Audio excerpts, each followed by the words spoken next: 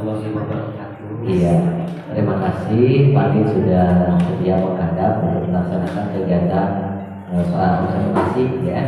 Baik, silakan boleh digunakan mikrofonnya Pak. Oh, boleh. Iya. Untuk materi atau kelas yang akan Bapak masuk nanti kelas berapa? Kelas 7. Kelas 7. Nah, untuk materi tentang apa? Materinya tentang pencemaran lingkungan. Ya, pencemaran lingkungan.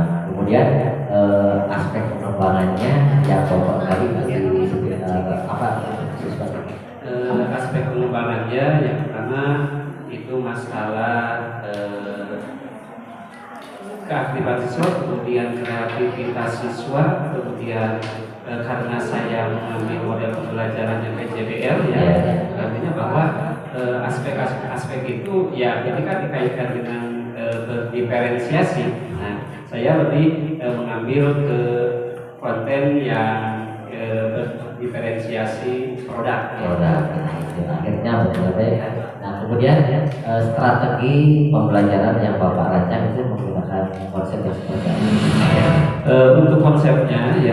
Untuk konsepnya ya pada awal sebelum masuk ke proses pembelajaran saya melakukan asesmen awal terlebih dahulu bagaimana untuk nanti sebagai referensi ketika pembagian kelompok terutama sesuai dengan gaya belajar, kemudian minat, kemudian profil belajar siswa itu seperti apa. Kemudian strategi yang lainnya bagaimana saya menggali dari hasil potensi-potensi itu, kemudian bahan dari asesmen awal itu saya mampu mengejawantakan ke dalam sintaks sesuai dengan metode pembelajaran. Berarti Bapak sudah siap menggunakan pembelajaran berdiferensiasi yang terintegrasi dengan KSE atau kompetensi sosial emosional ya. Nah, baik, jadi materi yang Bapak bawakan nanti kita bertemu di ruang kelas. Mudah-mudahan Bapak bisa melaksanakan rencana pembelajaran itu sesuai dengan harapan dan rencana yang sudah dikeluarkan di modul ajar. Ya, Pak. Amin. Ya, baik. Sementara kita langsung saja sekarang ke ruang kelas 7A.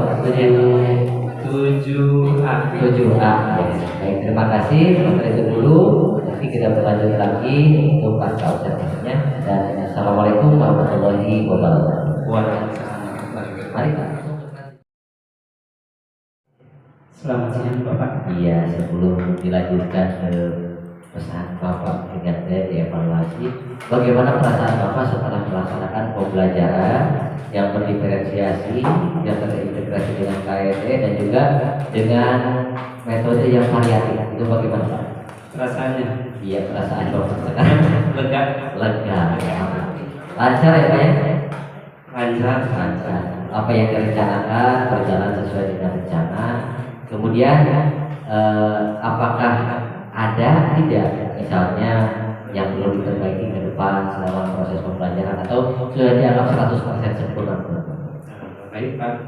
Jadi setelah saya melakukan pembelajaran, bahwa pada dasarnya itu kalau saya merasa itu masih jauh dari kata sempurna ya, di mana jelas tadi ada beberapa faktor ya, terutama non teknis ya, itu untuk masalah pertama pengelolaan di kelas itu masih siswa masih ya belum kondusif 100%, kemudian ketika diskusi kelompok juga ya masih ini, jadi belum semuanya aktif ya, karena itu dari hasil asesmen awal juga ya, itu kan ada beberapa alternatif yang beberapa kondisi siswa sehingga ya saya sendiri memahami itu ya, tapi kedepannya ya dengan referensi yang sudah saya lakukan itu artinya bahwa saya ketika mengajar di kelas itu lagi setiap hari dan setiap jadwal di sana saya harus berusaha untuk membangkitkan dan memotivasi siswa tersebut ya.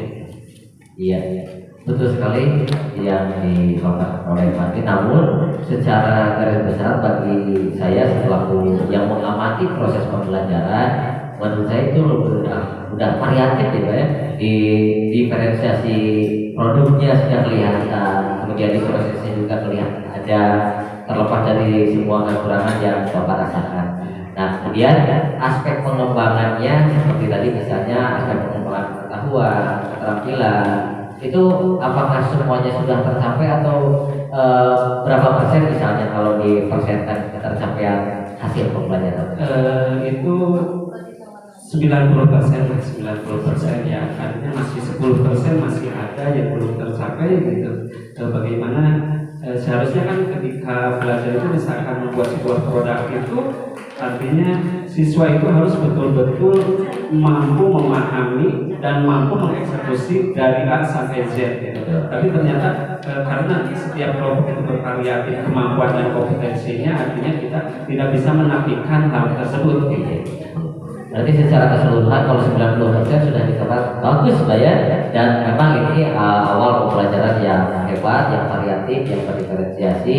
Nah, kemudian rencana tindak lanjut Bapak pasca kegiatan observasi ini yang akan diperbaiki apa saja, yang mungkin sudah bagus dan dipertahankan apa saja Pak ya?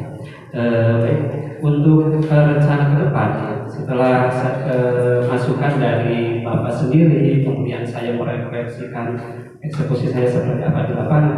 Yang jelas saya mesti mempertahankan apa yang sudah baiknya, itu sesuai dari catatan dan masukan dari Bapak.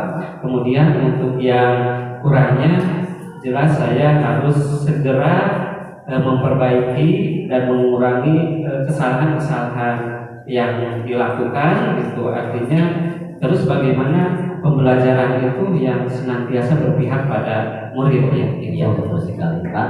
Dan mudah-mudahan apa yang dibicarakan oleh Bapak dan ini bukan menjadi kualitas atau mutu Bapak saja, tapi untuk keseluruhan. Saya berharap demikian. Terima kasih Pak Andi. Mudah-mudahan sehat selalu, lancar selalu, berinovasi selalu ya. Terima kasih. Assalamualaikum warahmatullahi wabarakatuh.